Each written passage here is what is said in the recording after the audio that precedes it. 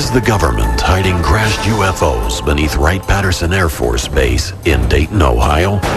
I would say we probably retrieved dozens of crashed saucers. Are there declassified government documents that prove that UFO wreckage was secretly flown to the base?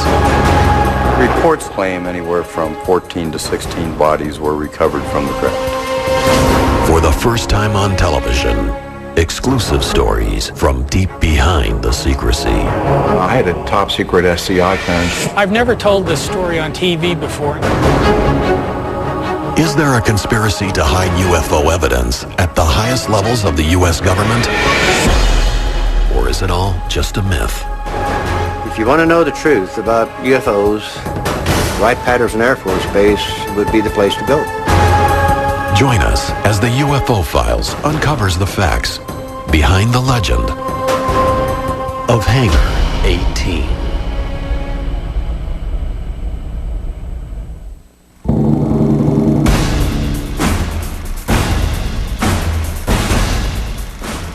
July 1947.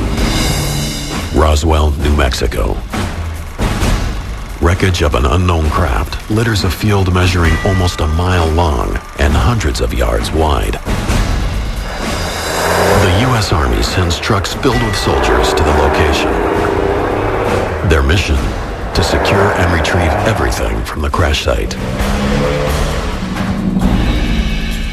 The military initially calls the craft a flying disc in a press release. The Army quickly recants the UFO story, and a press conference is scheduled in which the media is told that the wreckage is nothing more than a weather balloon. But according to many UFO researchers, at the same time that the press is distracted with supposedly fake debris, the actual Roswell wreckage and possibly other retrieved items are taken under military control. They are surreptitiously flown almost 1,500 miles away to a military base in Dayton, Ohio, named Wright Field. According to UFO legend, its precise destination is a hangar on the base, Hangar 18. We know that stuff got shipped to Wright because of the testimony of the people who were involved in the shipments on both ends. A declassified FBI document dated July 8, 1947, the same week as the Roswell crash, also provides ties to Wright Field. The object found resembles a high-altitude weather balloon with a radar reflector. But that telephonic conversation between their office and Wright Field had not borne out this belief. Disc and balloon being transported to Wright Field by special plane for examination. Soon after the Roswell debris arrives, the class of 1947 from the military's elite airman training facility, the prestigious Air War College, is flown to Wright Field to investigate. One of the officers on scene is a battle-tested hero of World War II, a fighter pilot whose reputation earns him the nickname Black Mac. But nothing would prepare Marion Magruder and his classmates for what they would witness at Wright Field. It would change their lives forever. He saw metal that was very pliable, that you could wrinkle up in your hands, and then it would go right back into shape, and it was very light, and yet you couldn't tear it apart. He saw parts of wreckage of what were extraterrestrial craft. He saw bodies, and he also saw a living being. He said that it was childlike, very thin with an oversized head and long arms with 4 digits. My father referred to the fact that we killed it. I'm sure we did not do it on purpose, but they were experimenting, and obviously we did not know how to make this entity live. But this being did die, and the way he referred to it is, we killed him. According to his son Mark, Lieutenant Colonel Magruder and his classmates are sworn to secrecy under threat of court-martial Because of this, he keeps his secret for 50 years, even from his family. But in 1997, his health fading, Black Mac begins to open up to those closest to him. I said, Dad, are you finally going to tell us what you know so that we will know? And at the time, he said it was an awesome secret to carry all of his life, to know that there were more than us on this earth, and to not be able to tell anybody.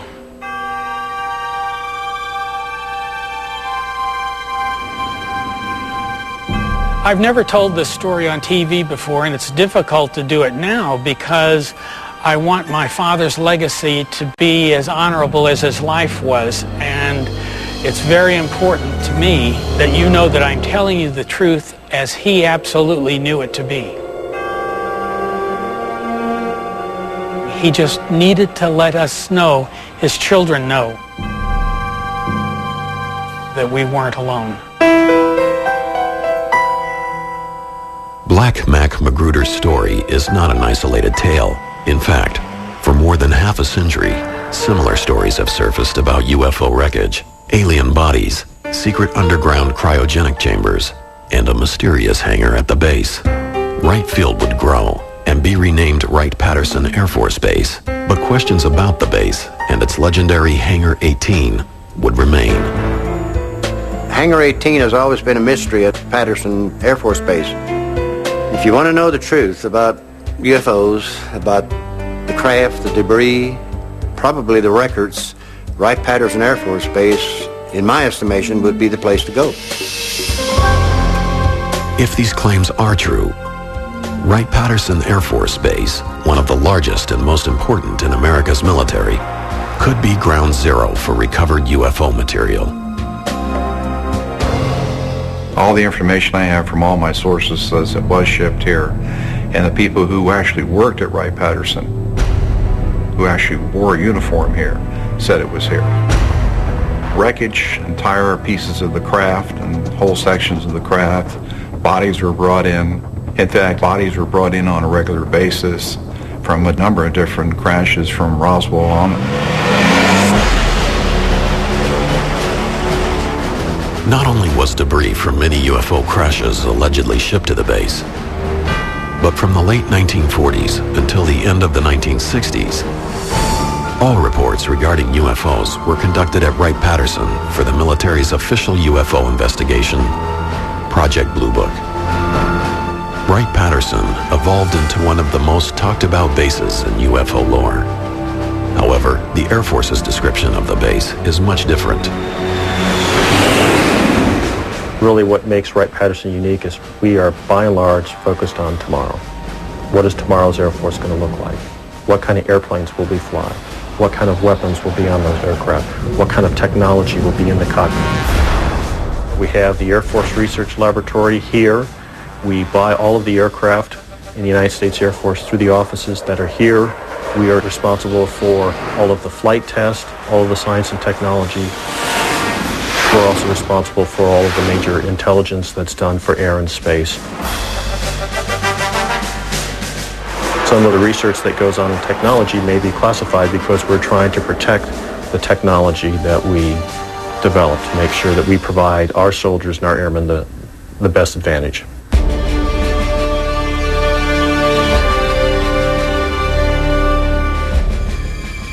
Until the early 1990s, much of this scientifically advanced work was done by the Foreign Technology Division, or FTD, which many researchers believe is the key to understanding Wright-Patterson's role in UFO history.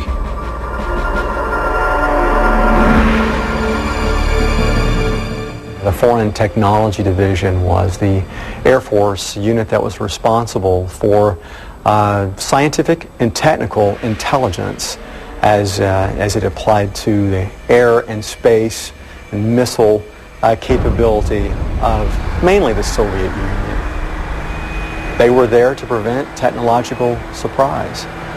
They were the experts in the bad guys' equipment. Wright-Patterson has a history of duplicating Russian equipment, German equipment, and reverse engineering it.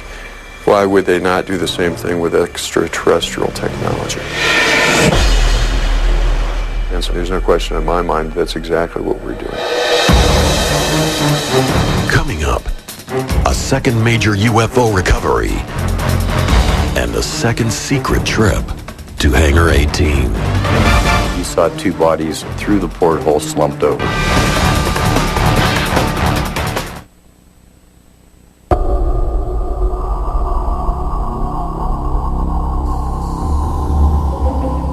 March 25th, 1948, Aztec, New Mexico. What starts as a normal day for local oil workers turns into an encounter with the unknown.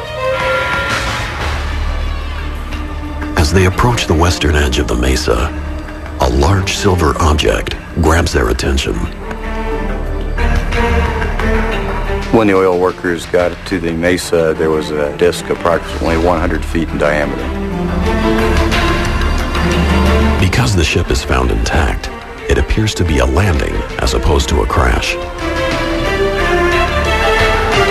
The witnesses I talked to, both Ken Farley and Doug Nolan, young men at the time, would not enter the craft. Bill Ferguson, the foreman, more senior gentleman, was yelling at the workers to get away from it. Except for a shattered porthole, there isn't any immediate sign of damage. Doug Nolan reported to me he saw two bodies through the porthole slumped over. Within hours, trucks arrive, supposedly from Camp Hale, Colorado. It appears the U.S. government has another UFO incident to contend with. Having learned from their mistakes at Roswell, the Army quickly takes control of the situation. Roswell 9 months earlier had been sort of botched by putting it on the front page of many newspapers around the country. I think the military had really fine-tuned their skills on going in and retrieving a down-flying disc or UFO. The secrecy started immediately upon the military's arrival at the crash site. They separated the locals and reminded them of their patriotic duty for the United States and swore them to secrecy. 58 years ago, you were told to shut up for national security. You did it because you respected and trusted the government. The military wanted that craft immediately, and they would do whatever it took to get it out of there.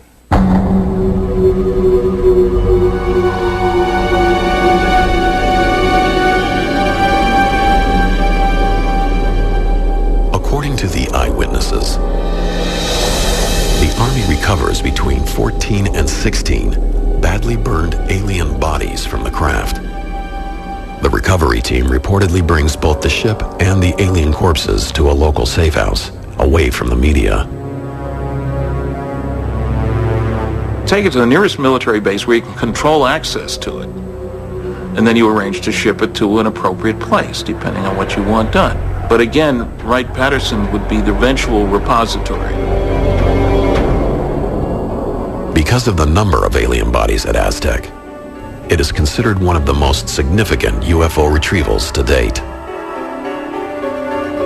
But UFO researchers say there are many other cases tied to Wright Field. October 1947, Paradise Valley, Arizona. May 1953, Kingman, Arizona. June 1953, Laredo, Texas, and December 5th, 1965, Kecksburg, Pennsylvania, are only a few of the alleged flying saucer recoveries in the U.S. alone.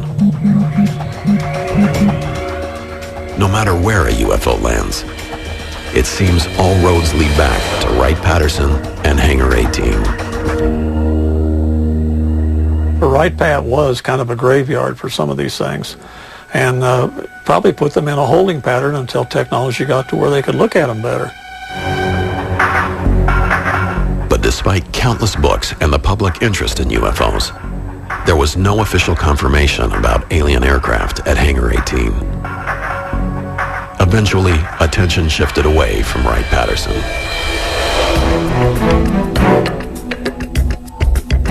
Interest was revived, however, in 1978, when UFO researcher Leonard Stringfield gave a speech at the annual Mutual UFO Network, or MUFON Symposium, coincidentally held in Dayton, Ohio, Wright-Patterson's home. Len was doing things in this field that nobody else had done. He actually had developed a number of people that were leaking information to him. They were given testimony on things that they had seen and done. Not just one person, but a whole entourage of people that he developed a trust where people knew they could trust him and he wouldn't expose them, and they could give him the information and he could correlate it with others and determine what's real and what isn't. Stringfield wrote several books on the subject of UFO crashes and their retrievals. Because of the secrecy involved, many of his sources didn't want their full names published for fear of losing their top-secret government jobs.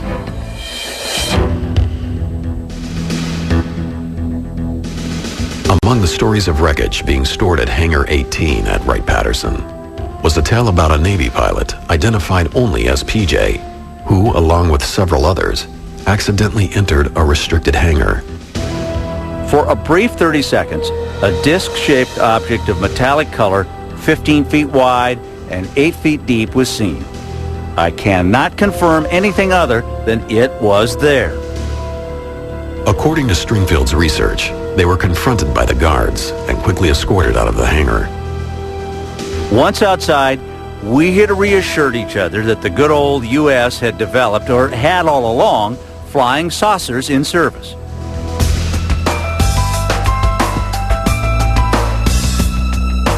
As these stories started surfacing, other witnesses came forward.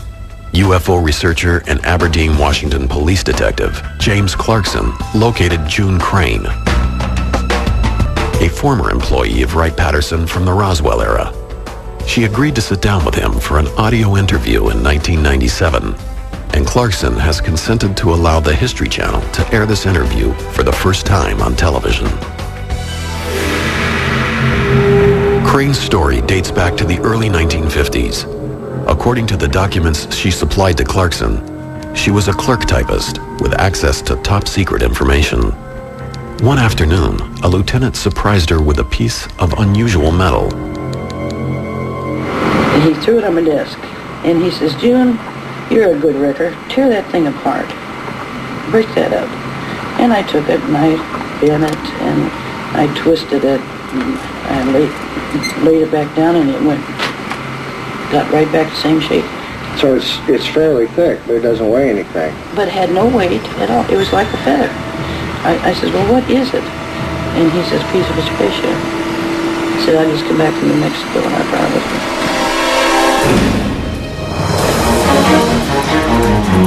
Next, from debris to aliens, June Crane's story takes a surprising turn.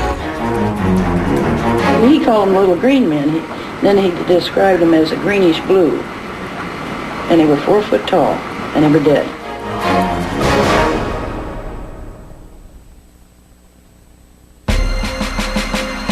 It is the early 1950s.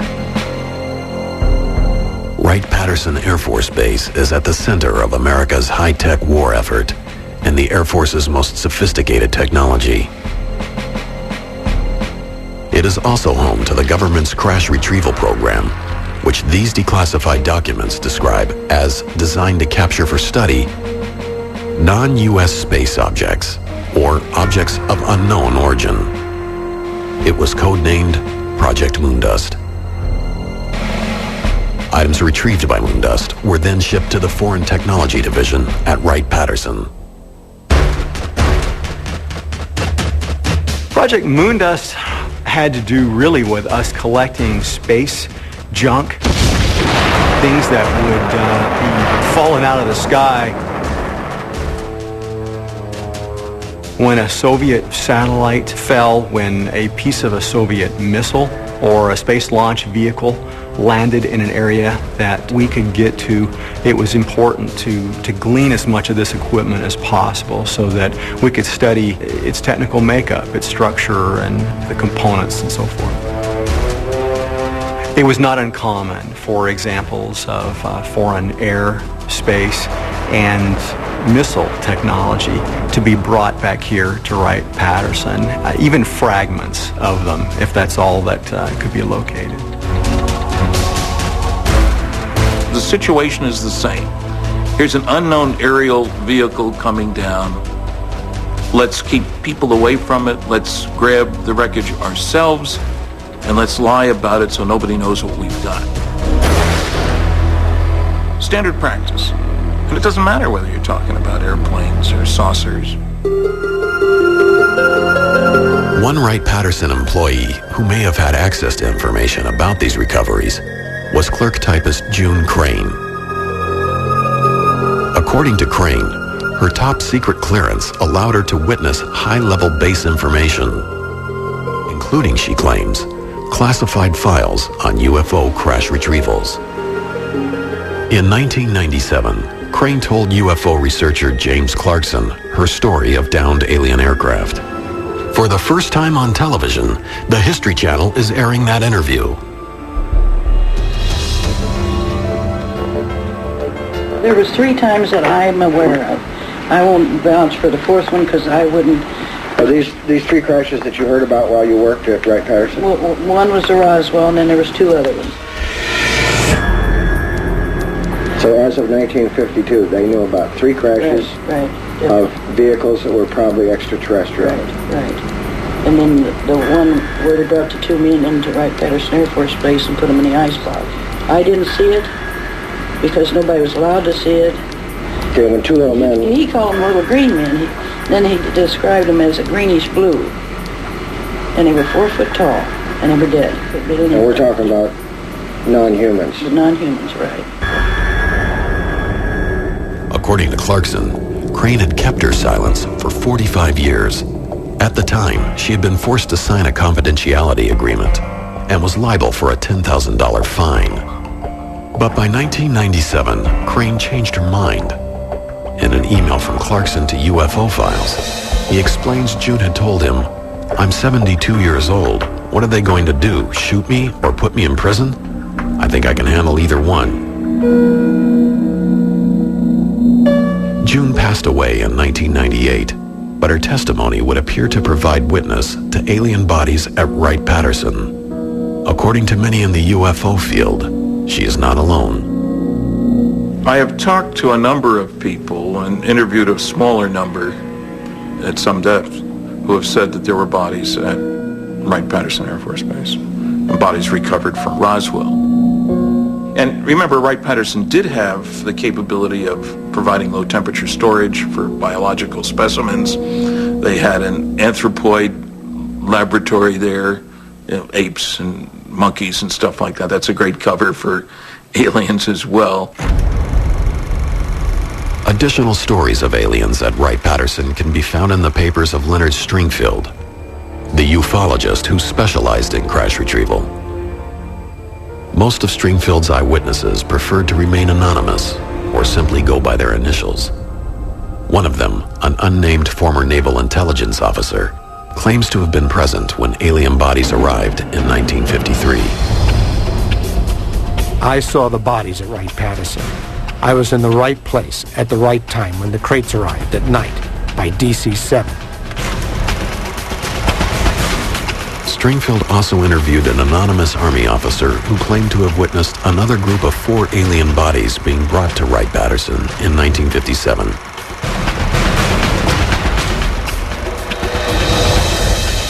According to the general, the 4 bodies, approximately 5 feet in height, were sent to Wright-Patterson Air Force Base, where he had seen them in a deep freeze morgue, kept at approximately 120 degrees below zero for preservation.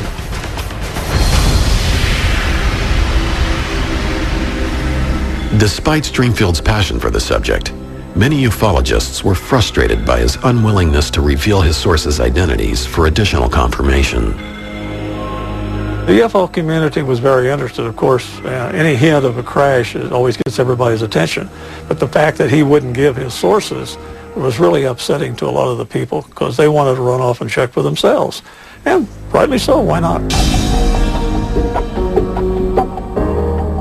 I've tried to tell people he should be given credit for speaking out, for collecting, But let's not take anything he said as gospel, because we need verification and validation, and very rarely did Len have that. But not all of the witnesses requested to remain anonymous. Respected UFO investigator Ted Phillips told Stringfield he'd been given access to several top-secret photos that showed details of some of the alien bodies supposedly stored at Wright-Patterson. The hand had long, thin appendages, fingers, I suppose. And there was a sort of membrane between the fingers. I'd not seen anything like that before. And for some reason mentioned it to Len. He became excited because he had seen the same thing. I don't know what the origin of the photos might be, but I do trust the source. Regardless of the various witnesses Stringfield interviewed, the descriptions of the actual aliens that were maintained in Hangar 18 were all similar. The general testimony about bodies is quite consistent. Little guys, big heads, relatively long arms, upper arm longer than the lower arm, which is the reverse for us. 4 long skinny fingers, would have made a good violinist, as one witness said. Slit for a mouth, no visible teeth, not really a nose, but 2 little holes, holes for the ears, big eyes for body size, short guys, little gray men if you want, not green, gray. I have heard that there were live aliens kept alive for a certain period of time, maybe years after Roswell, let's say. Now, they would certainly have done all kinds of testing on them. If you had a body of an occupant of a crash-flying disc, you would definitely autopsy it and try to figure out how its physiology was different than that of humans, how its DNA was different than that of humans. In some pretty advanced investigations, I'm sure. Now, if this was coupled with analysis of test results from live aliens, then you'd really have a very exciting biological study project. Is there evidence of a secret underground vault that holds these alien bodies? The biggest kept secret was the huge cryogenics networks that were required to support and preserve these bodies.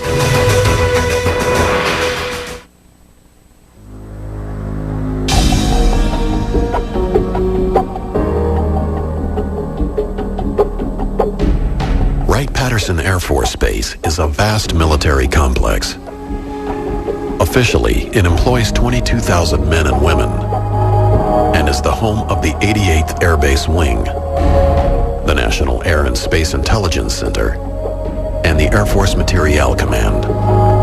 But since the alleged UFO crash at Roswell, New Mexico in 1947, there have been rumors linking the base to the storage and study of UFO crash remnants, and even alien bodies. The military says none of this is true, but those who've studied it say Wright-Patterson is large enough and secure enough to hold a multitude of secrets.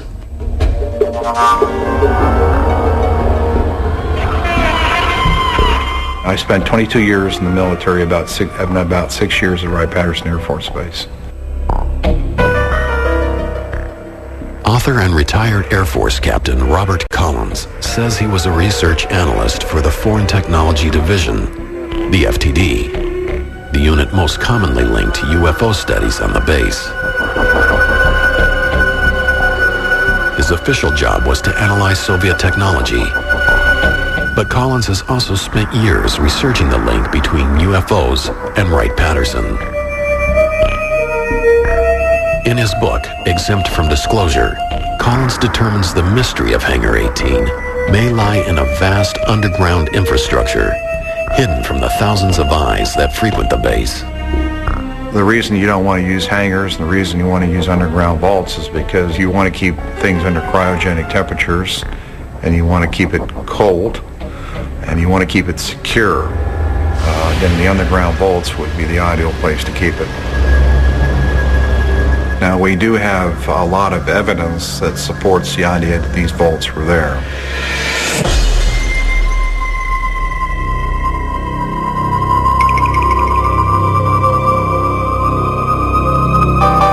This underground structure was enormous, and huge, long tunnel areas that connected these vaults. There are about 4 vaults that are about 100 by 100 feet. We found out that these things exist. The question is, what was in them? I'm convinced that the stuff that was recovered from Roswell and other crashes was put in these vaults. UFO researchers have long heard reports of such a network underneath the base. But Collins' work may provide a more specific view of those tunnels, one that helps construct a diagram of what may exist at the base. According to his research, there is a Building 18 complex instead of a Hangar 18. The structure he found that fit the description is the neighboring building, number 23. Collins claims it was previously known as Hangar 23. Now, the way I understand it, that back in the early 50s, sometime perhaps between 51 and 53, a craft was brought in here. The floor of the Hangar 23 was removed, and this craft was put in the basement of the hangar, and then the floor was covered over the craft. And then there was a vault area in Building 18F with a tunnel that was constructed and built over to Hangar 23. While it is possible that Building 23 was the legendary Hangar 18, most researchers have continued to focus on the importance of the underground tunnels. Wright-Patterson Air Force Base is honeycombed with below-ground level facilities. These pits were dug in various configurations and were deep enough to where, if covered over, would have made an ideal remote examination laboratory for somebody trying to examine alien artifacts that had been recovered elsewhere. By interviewing various Air Force personnel who were supposedly granted access to the top-secret underground vault, Collins felt he was able to confirm many of the rumors. The biggest kept secret was the huge cryogenics networks that were required to support and preserve these bodies. And I understand it was quite extensive. There were huge cryogenic storage tubes that these so-called 3'4" or 3'6" aliens were kept in these canisters under cryogenic temperatures. What actually lies beneath Wright-Patterson may be impossible to confirm. The Air Force Base operates under the highest security, keeping access to the base and these vaults secret from almost everyone, even their own. The secrecy goes all the way to the top. It's a question of absolutely the highest level of classification that exists in the United States government as far as I know. A formerly classified memo from mid-July 1947 points to FBI Director J. Edgar Hoover showing immense interest in a retrieved craft and his frustration about being kept out of the loop. We must insist on full access to disc recovered. The Army grabbed it and would not let us have it for cursory examination. The memo was written just days after the Roswell, New Mexico wreckage was taken to Wright Field. If J. Edgar Hoover couldn't get access to the contents of Hangar 18, how high did the secrecy go? In a 1994 interview with Larry King on TNT, Senator Barry Goldwater detailed his attempt to visit Hangar 18. I think at Wright-Patterson, if you could get into certain places, you'd find out what the Air Force and the government does know about UFOs. Reportedly, a spaceship landed. It was all hushed up. I called Curtis LeMay and I said, General, I know we have a room at Wright-Patterson where you put all the secret stuff. Could I go in there?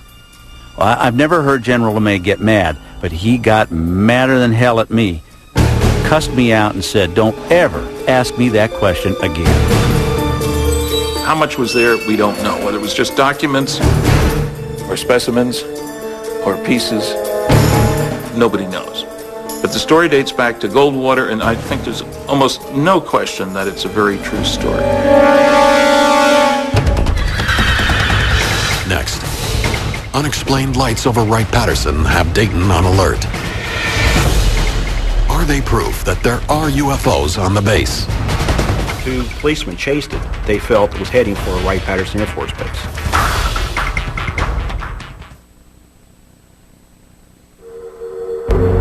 They are schematics, once classified as secret, designs of a craft that appears to be a flying saucer. Various unconfirmed stories have emerged of disc-shaped vehicles being developed at Wright-Patterson Air Force Base. But these declassified government documents from 1955 reveal that the Air Technical Intelligence Center at Wright-Patterson had in fact begun work on a disc-shaped craft named Project Silverbug.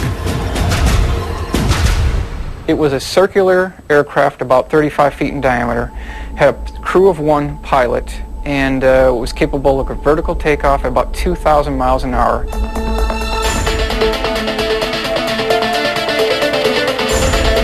There are witnesses who swear it eventually flew, but most accounts state that Silverbug probably remained on the drawing board. But Project Silverbug wasn't the only example of the military's interest in disc-shaped vehicles. 11 years later, a former pilot who was walking through the hangars at Wright-Patterson during a reunion of his squadron, the Flying Tigers, says he accidentally saw a similarly designed aircraft.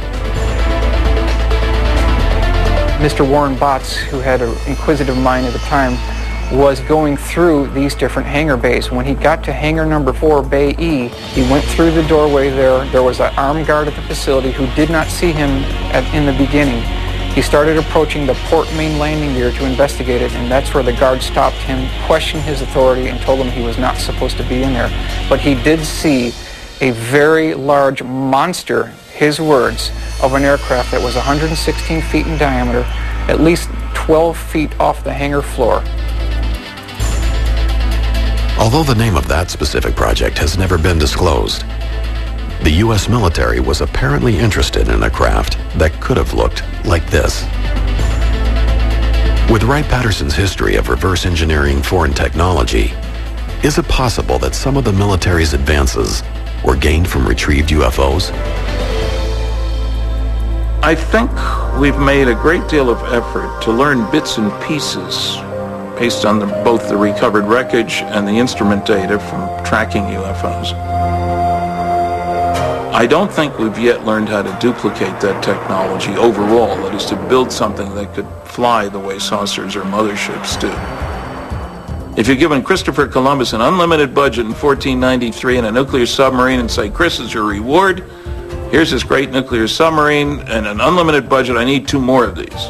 Could he have built one? Not a chance. Summer 1980. Mysterious lights fill the night skies above Wright-Patterson Air Force Base. Newspapers and countless eyewitnesses report the aircraft was unlike anything they'd ever seen. The main reports we saw was the object was moving up and down, was brightly lit, it hovered for long periods of time, and some people said it seemed to disappear over Wright-Patterson Air Force Base. But the biggest thing that gave us what we felt was a conclusive evidence that it was something from Wright Field was when the 2 Middletown policemen chased it. They chased it for a long ways towards Dayton, Ohio, and then lost it in an area where they felt it was heading for Wright-Patterson Air Force Base. Wilhelm, a retired Army Master Sergeant and UFO investigator, suspected the military may have been secretly testing the newly developed Harrier jet on the base. The British-designed craft combines the vertical abilities of a helicopter and the forward thrust of a conventional jet. After releasing his findings to the media, Wilhelm was quickly contacted by the military. I got a phone call from a major from Wright-Patterson Air Force Base, and he asked me a lot of questions, and at the very end, he did say, "I cannot make any comments, Mr. Wilhelm, but all I can say is you've done your homework."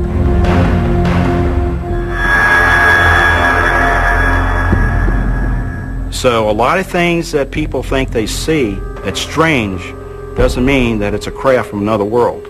Most of the time, it's our military developing some of our technology, which we need very badly. And it's the reason why they don't say a whole lot. And I commend them for them, and I back them up 100%. The Harrier incident raises another possibility about activities at Wright-Patterson. Perhaps many of the legends about Hangar 18 are actually a cover-up for top-secret military programs. I think it's important to keep in mind that the government, in association with Air Force OSI Counterintelligence Division, would really like to extend the alien myth as a cover to hide their own deep black programs. Well, it means that they want everyone to believe that what you're seeing out there is extraterrestrial, and we do not have the technology to duplicate what we're seeing in the skies. I think to the extent that they can confuse or disinform folks about flying discs and make it look like a terrestrial innovation, the more they'll do that. It's in the government's best interest to distribute disinformation if you want to keep a secret. The debate over Hangar 18 and Wright-Patterson Air Force Base may never be completely resolved. I would say upward of over 80% convinced that it's true. There was wreckage there. There were bodies brought there. Research was done here up to maybe 81 or 82, and then they packed everything up and moved it because of security leaks. That's when all the little stories about green men ceased, about that time frame. Most researchers speculate that any work being done involving UFOs at Wright-Patterson may have been relocated to another top-secret base, Area 51, the mysterious airfield hidden in the Nevada desert. Area 51 developed because of its location, away from anything. And Wright-Patterson is in Dayton, Ohio. It's in the middle of a major town. So I think Area 51 would have been the ideal location.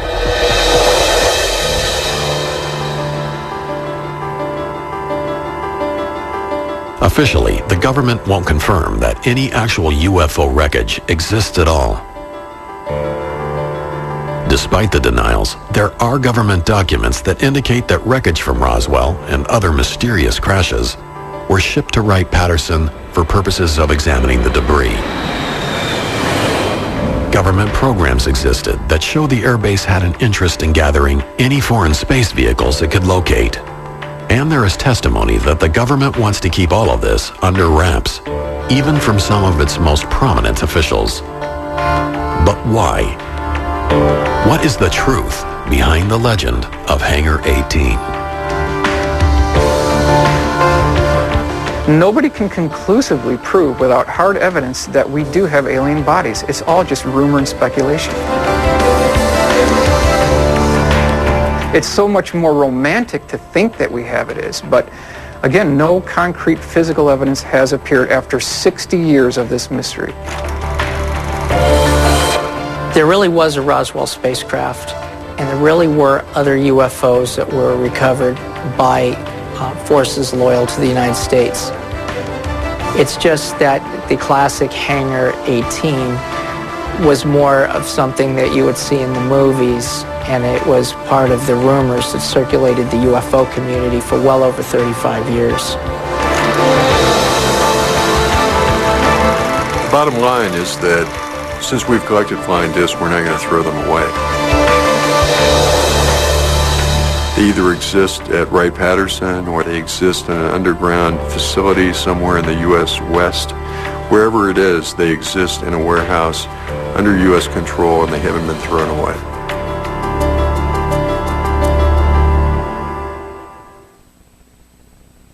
They dominated the Mediterranean thanks to a harbor so advanced it could dock over 200 battleships and a navy so deadly it could batter its enemy with a single blow. What the Carthaginians do is make this sea-going battering ram huge. Engineering an Empire, Carthage, next only on the History Channel.